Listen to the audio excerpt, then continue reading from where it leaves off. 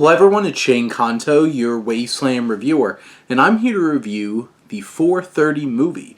And this is a new coming-of-age teen comedy coming your way from writer-director Kevin Smith. So, kind of going back to his roots a bit, he just did Clerks 3, which kind of brought audiences back to that flair of what made Kevin Smith so likable as a filmmaker in the first place. I was not the biggest fan of Tusk and especially not Yoga Hosers, and Jane Silent Bob Reboot really missed the mark in a lot of ways. But Clerks 3 kind of felt like, oh, I can feel the magic coming back, and this is a well done, nice, charming little coming of age story that has that kind of energy of Mallrats. I don't know if it's going to be able to get that kind of following like Mallrats, and maybe doesn't have as memorable of elements, but it really does hit that coming of age story well. And this story focuses on a young man from New Jersey who really, really likes this girl, calls her on the phone after, fumbling the ball months and months before then, and asks her out to a movie. And chaos ensues when him and his two friends go to the theater and wind up getting in all kinds of shenanigans. Yes, it is basically like the idea of Mallrats, except movies. And hopefully movie theaters are not on the same track as malls here in the United States.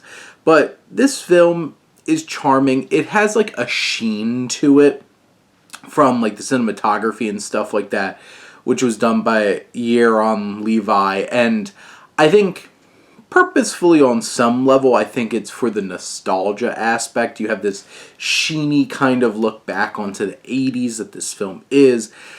Unfortunately, Kevin Smith throws in a lot of lampshading for jokes of oh, I love, and Bill Cosby sure is a national treasure.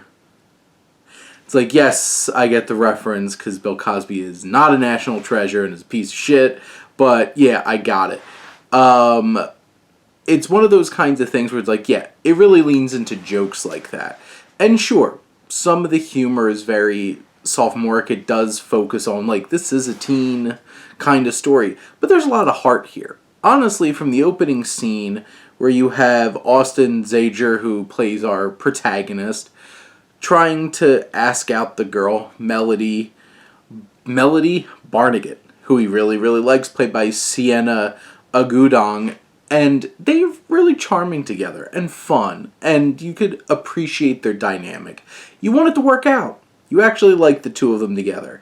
You have our main character's two best friends, played by Reed Northrup, who honestly kind of looks like he could be a relative of Freddy Krueger, and Nicholas Cirillo, who's the one that really stands out. He's the cool friend and the confident friend, and the one that would have sex with women in the back row of a movie theater, because those kinds of shenanigans happen in this movie. And the conflict of it is they're trying to really stay in the theater so that they could catch all these movies, and you have Ken Jeong, who is the manager of this place, who is a complete jerk, and Ken Jeong really plays it well. He keeps getting into conflict with the young men and banning them, banishing them, and this whole entire back and forth cat and mouse kind of thing keeps going back. This film's only an hour and 28 minutes, and it's a short film. It doesn't have a whole lot of big story. It's really appreciating the hanging out at the movie theater, commentating on the trailers, which there's one particular trailer with a couple of fun cameos in it from people connected to Kevin Smith, which this film is. The supporting cast is stacked with the likes of Jason Lee, Justin Long, Dietrich Bader, Adam Pally, Ken Jeong, like I mentioned, Sam Richardson, Harley Quinn Smith, Method Man, Rosario Dawson. There's so many people. Jason Biggs, just popping up in smaller roles here, or bigger ones like Ken Jeong. He legitimately was in it. And Sam Richardson plays this really 80s professional wrestler, and he has some moments. Sure, the messaging's a little on the nose at times. There's one particular scene that does feel a little on the nose, but I think it's earnest enough. Is between our main character and this cool usher played by Genesis Rodriguez at the movie theater, and what it helps our main character figure out. And I just think that the young cast here are charming enough and really lean into their characters. The fun, just sprinkling a supporting cast around.